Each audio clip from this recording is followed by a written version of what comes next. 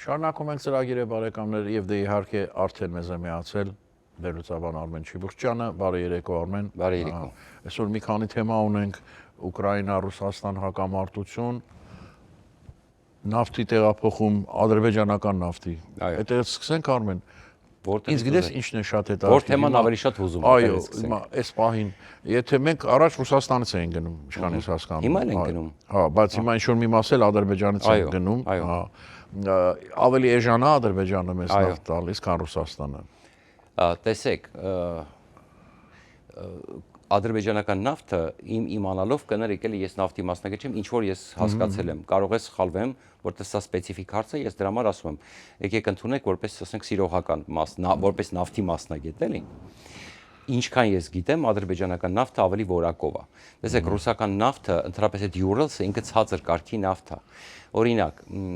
միշտ տեսնում եք, չէ, երբ որ նավթի գները տալիս են, Brent-ը ավելի բարձր գինամ, քան Urals-ը։ Ընդ որում, եթե անգամ լինում է դիսկաունտների ժամանակ Urals-ի դիսկաունտը ավելի մեծ է։ Օրինակ, ուրեմն դեկտեմբեր ամսվա վերջին տվյալներով Urals-ի գինը $44 է դարձել։ Բարելին։ Այո։ Իսկ Brent-ինը ընդ որում Ռուսաստանը զեղչով, քանի որ նաև նավթի վաճառելու խնդիր ունի, այնտեղ տեսեք այդ որակից նաև կախված է, օրինակ, տեսականորեն բացատրենք, հա, որպեսզի մի քիչ պրիմիտիվ բացատրենք։ Այսքան տոննայից, այսքան բենզինա դուրս գալիս, չէ, քշում եք, ասենք, չգիտեմ, կիլոմետրով ասենք, թե մայլով ասենք, լավ է, մայլով ասենք, հա։ Օրինակ քշում եք, չգիտեմ, 200 մայլ ասենք, թե ռուսական բենզինով։ Եթե լցնում եք ընդհանրենք ամերիկյան նավթ կամ այլ երկրի նավթ, օրինակ, որ ավելի որակով է, քշում եք 250-300։ Դուք ավելի թանկ եք վճարում դրա համար, բայց ավելի շատ եք քշում։ Այո, կարող է արդյունքում էլի ռուսականը ավելի էժան նստի, բայց եթե մենք հաշվենք մեքենային հասցրած վնասը, հա, եւ այլ այսպես շարունակ։ Իդեպ, այս կապակցությամբ մի բան էլ եմ ուզում ասել, հիմա մենք այստեղ որ ունենք 3 տեսակի բենզին չէ, որ լցնում ենք, գազը որ լցնում ենք, էժան, ավելի մեն եւ ավելի թանկը։ Այդ էժանը թվում է թե էժան է, բայց նույն մայլեջը չի տալիս այդ էժան բենզինը, ինչպես տալիս է, ասենք, ավելի թանկ բենզինը։ Այնպես որ այդքան միանշանակ չի, էլի, որ մայլեջը ավելի պակաս է, որտեղ որակը ավելի ցածր է։ Այո, եւ դա փորձված բան է։ Ընդ որում տեսեք, այստեղ մի հետաքրքիր բան էլ կա։ Ուրեմն անգամ այդ օրինակ ամենացածր տեսակի բենզինի մեջ չէ, որ ուրեմն ամենաէժանն է, դրանց մեջ էլ կա տարբերություն, կա որակով եւ կա անորակ։ Օրինակ մեքենաներ կա, որոնց խորհուրդ չի տրվում, ասենք պրեմիում կարգի բենզին լցնել կամ դրանից բարձր, հա, որովհետեւ այդ մեքենաները նախատեսված չեն, անիմաստ է դու դրանց։ Եւ հակառակը մեքենաներ կա, մեքենաներ կա, որ դու պետք է պրեմիում լցնես եւ ավելի բարձր, հա, օրինակ լաքժերի կլասի մեքենաներ եւ այլն։ Հիմա այս պարագայում տեսեք, այստեղ նաեւ դրանց մեջ տարբերություն կա, պրեմիումների մեջ տարբերություն կա, ցածրների մեջ տարբերություն, այսինքն շատ տարբերություններ կան։ Հիմա տեսեք, վերադառնանք թեմային, ասես շատ չշեղվենք։ Հիմա տեսեք, ադրբեջանական բենզինը ավելի որակով է եւ քանի որ հասցնելն էլ շատ ավելի կարճ է, որտեղ հասկանում իհարկե, այստեղ ստացվում է, որ բայց այստեղ կա մի հատ վատ բան, որի մասին ես միշտ խոսում եմ, միշտ ասում, որը կոչվում է ԵԱՏՄ։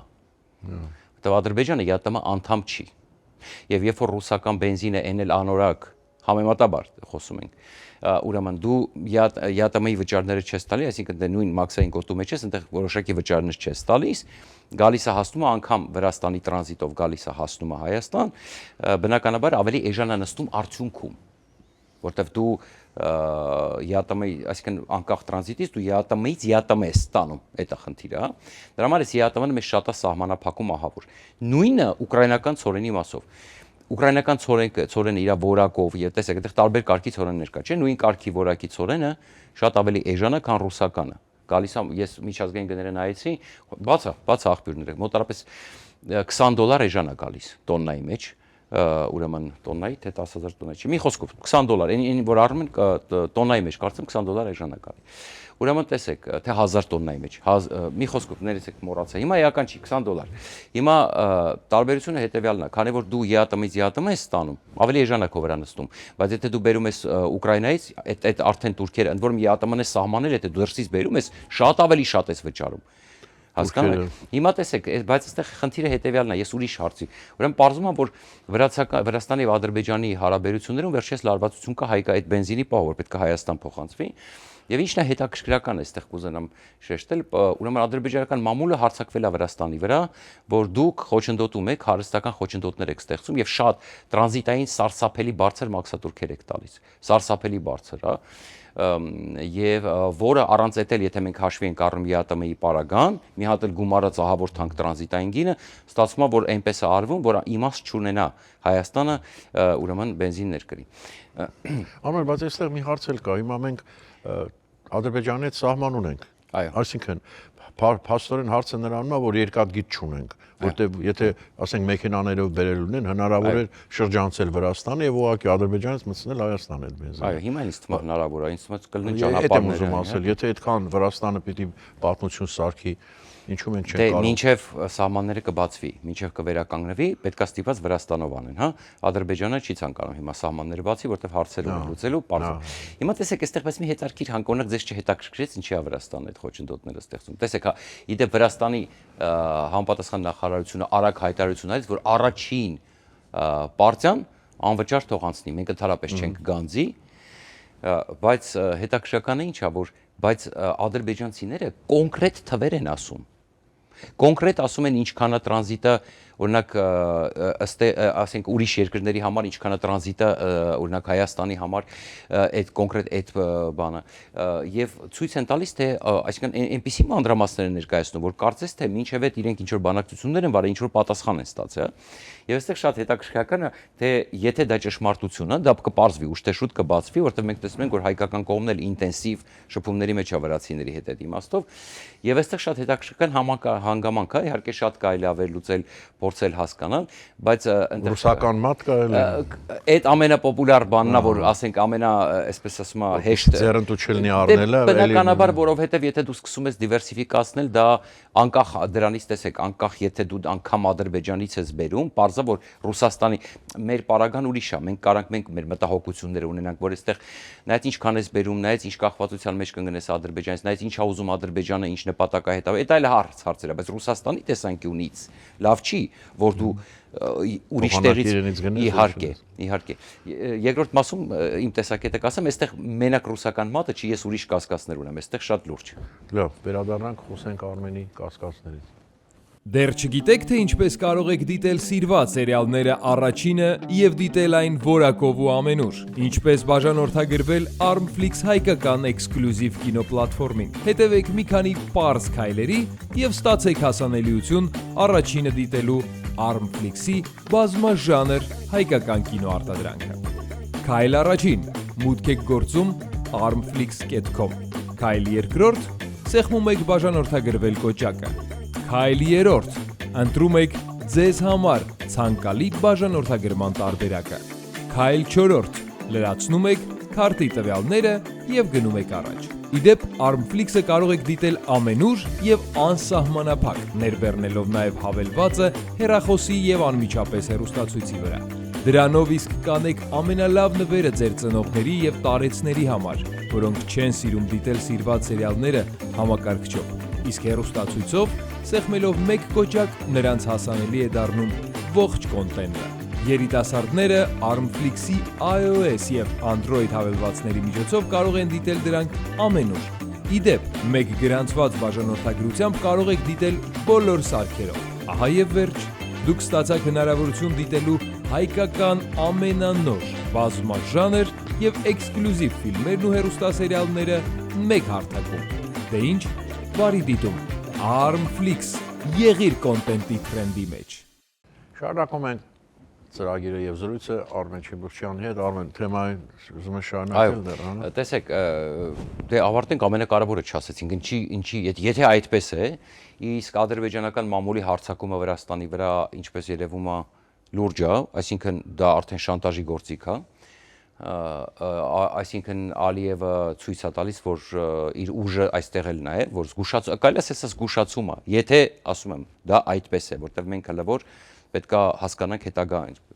Եվ վրացիների այս ժեստը արագ-արագ, որ հենց այս ժեստը, որ եկեք առաջի պարտիան ծրի, անվճար թողնեմ, հենց այդ մասին է խոսում, որ կարծես թե լարվածությունից խուսափելու համար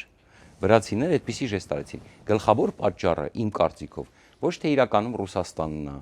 եւ այլն։ Կարող է վրացիների ու ռուսների շահերը այստեղ բռնում է։ Իմ խորին համոզմամբ խնդիրը հետեւյալն է։ Վրացիները հասկանում են, որ հիմնական ներդրումները գնալու են Հայաստանի վրա, trip-ի աշխատելու դեպքում, եթե սկսվի այս process-ը գործընթացը, եւ Վրաստանը մեծապես կկորցնի իր տրանզիտային նշանակությունը։ Եվ ես ես անկեղծ ասեմ, իրականում Վրաստանում այդ մտահոգությունները լուրջ են։ Ինչքան մենք փորձենք ասել, թե դա այդպես չի, վարչապետ Փաշինյանն էլ մի անգամ փորձեց հանգստացնել վրացիներին, ճիշտ է, անդադ դա կրկնում են տարբեր պաշտոնյաների միջոցով էլ։ Բայց իրականում եկեք լավ, հասկացանք մտավախությունը Վրաստանի։ Այսինքն, այսպես այս քայլով է թանկ դնելով գինի, ինչով են իրենք։ Դե իրենք փորձում են, դե քանի որ այսպիսի մի բան կա, չէ, Հարավային Կովկասի երկրների միջև փորձում իրենք ռազմավարական այսպիսի մի համագործակցություն ստեղծեն, ենթադրում եմ, որ վրացիները այսպես ցույց են տալիս, որ իրենց մտահոգությունն են հայտնում, որ հապագա process-ները պետք է արդար բաժանվեն, այսինքն Վրաստանը չպետք է այնպիսի վիճակի մեջ դրվի, որ կորցնի եւ իր դերակատարումը այդ առումով եւ իր նշանակությունը տարածաշրջանում, այսինքն եթե կոպիտ ասած մենք պայմանավորվում ենք աղբերավարի, մի քիչ կոպիտ տերմին եմ ասում, հա, եղբայրավարի ասենք, եղբայրավարի ամեն ինչը անենք, հա, կոպիտ ասած, ուրեմն ես չպետք է մնամ դուրս որևէ գործընթացից, ենթադրում եմ, որ իրենց մտահոգությունը եւ իրենց դիրքավորումը հիմա գիտեք մոտարապես ինչ պարագայում են, որ ասենք մի անգամ ինձ օգտագործեցիք, հետո գցեցիք, հիմա պետք է իմ տարածքով կոպիտ ասած բերենք, հետագայում դուք սահմանը բացելու եք, մի հատ է trip սարքեք, սաղ ինչ շրջանցելով տանեք, հա։ Լավ է դեպքում էս հիմա ինքը այդ բարձր գները դնելա ինչով է օգնում։ Դե հələ չի դրե, խոսքը նրա մասին է, որ ադրբեջանական մամուլում է այդպիսի հրապարակում, հիմա ինքը անմիջապես արձագանքեք ասեց անվճար եմ թողում այս առաջին պարտիան, զարգացումները կտեսնենք, գուցե հետ քաշվեցին, գուցե փոշմանեցին իրենց արածից, հիմա հասկանանք, տեսնենք։ Ես ասում եմ, ինչ որ հիմա կա այս բայի դրությամբ, ինչ լուրեր ու շշուկներ ադրբեջանական մամուլի հիման վրա են։ Դրա համար այս եկեք հստակ ֆիքսենք, էլի։ Հիմա շատ քիչ ժամանակ 2 րոպե ունենք Արմեն բանակցություններից Ռուսաստան, Ուկրաինա պատերազմի վերաբերյալ։ Այսօր պարոն Թրամփը նորից ասեց, որ Ուկրաինան հիասթափված է Զելենսկուց, չի կարդացել բանը, իսկ Նապոլեոն պիտի ասի։ Նապոլեոն։ Իսկ պարոն Պուտինը ուզում է խաղաղություն, բաներ, նման բաներ լի նարատիվ սկսեց։ Տեսեք, դա այսօր չասեց, դա ասել էր երեք ինքը, այսօր ասեց ուրիշ բան։ Այսօր կրկնեց, որ իրեն քանի որ իր որդին Դոհայում իր արևին դիվանագիտական կոմբինացիա Դոնալդ Ջունիորը դիվանագիտական կոմբինացիա խաղաց, ասեց, որ կարող է եւ հայրս լքի այս բանակցությունները եւ իդեպ ասեմ ձեզ, ուրեմն չեմ հիշի որ բարբերականներ հեղինակավոր լավ, հետո կհիշեմ կասեմ, վաղը մեկ այս թեման բանի մեջ է, հրապարակել է ամերիկյան հեղինակավոր բարբերականից մեկը հրապարակել է, որ իրականում Թրամփը ցայտնոտի մեջ է եւ նաեւ դիտարկվում է այդ բանը, որ կարող է եւ ուրեմն դադարեցնի բանակցությունները եւ փորձի էսպայի դրությամբ չմիջամտել, հա, եւ այլն։ Բայց որտեվ Թրամփ ջունիորը Դոհայում ասաց, որ եթե իմ հոր ամենաուժեղ կողմը անկանխատեսելիությունն է եւ կարող է եւ լքի այդ բանակցությունը։ Բայց մենք իրականում շատ լավ հասկանում ենք, որ չի կարող լքել, որտեվ ինքը այնպիսի շահեր ունի, ինքը պարտադիր փորձելու է այս process-ը տանել եւ ոչ միայն շահեր ունի Ուկրաինայից, այլ շահեր ունի Եվրոպայից, այլ շահեր ունի Ռուսաստանից, եկեք ցենք հասկանալ եւ նաեւ պետք է հասկանալ, որ գիտեք նոր անվտանգության ուրեմն դոկտրինա դուս եկե, որտեղ գլխավոր ճշնամին Չինաստանն է, իսկ Չինաստանը այս բոլոր process-ներում կա։ Եվ Ռուսաստանը հիմա փորձում է իրատակ մտցնի։ Եվ ըստ էության ամերիկացիները հանելով Ռուսաստանը վտանգից, փորձում են ներկայացնել, փորձում են քաշել Ռուսաստանը իրենց կողմը։ Բայց գլխավորապես տեսեք, այսօր ինքը այլ կերպ խոսած, ավելի մեղմ խոսած, ասեց, որ ինքը փորձում է կարգավորել, այսքան մարդ է մեռնում, Զելենսկու անունը չտվեց այսօր, բայց եկեք մի տարական բան հասկանանք, պետդեպը հայտարարություն է տարածում, որտեղ գնդակը գցում է Ռուսաստանի դաշտը, պետդեպը Ռուբիոյի գլխավորությամբ հայտարարություն են տարածում, որ Ռուսաստանը պետք է ուրեմն քայլեր անի, որպեսզի խաղաղությունը կնքվի։ Դրանից հետո անմիջապես Թրամփը հայտարարություն է անում, որ Զելենսկին երևի չի կարդացել, ասում է Պուտինը Զելենսկու թիմակիցները հիացած են, չգիտեմ, ընտիր պայմանագիրը հավանություն են տվել, մի քանի անգամ դա կրկնեց, բայց ոնց կարող է այդպիսի բան լինի։ Զելենսկին չի կարդացել, չի հավանում, չգիտեմ, տարբեր ակնարկներ եւ մի հետարքիր բաց թողում արեցին։ Այսինքն տեսեք, այս նյուանսը, որ պետք է հասկանալ, ասեց Պուտինը բանը համաձայնա, հետո ասեց մի 2 վայրկյան հետո ասեց ես կարծում եմ, որ համաձայն է, այսինքն հիմա համաձայն է, թե դու կարծում ես, որ համաձայն է, սա տարբեր բաներ, իսկ բոլոր լուրջ թե քիչ վերլուծաբանները ասում են, որ Պուտինը հաստատ համաձայն չի եւ սա պատերազմը ակնհայտ է դա Ոչ մասնագետի համար էլ ակնհայտ։ Բայց հետաքրքրական հանդիպում եղավ Լոնդոնում, մենք այսօր չենք հասցնի, եվրոպացիները ուրեմն Ուկրաինա մենք ձեզ հետ այո, ավելին լավ, այս ամենակարևոր բանը ասեմ, հանդիպումից վաղ շարունակությունը կլինի, Մերցը ասաց, որ մենք հարցեր ունենք Ամերիկայից ստացված պայմանագրի հետ կապված եւ մտահոգություններ, որի մասին էլ պետք է խոսենք։ Շնորհակալություն ամեն այսօր համար այսքանը, հանդիպենք վաղը միշտ տեսած։ Հաջողություն։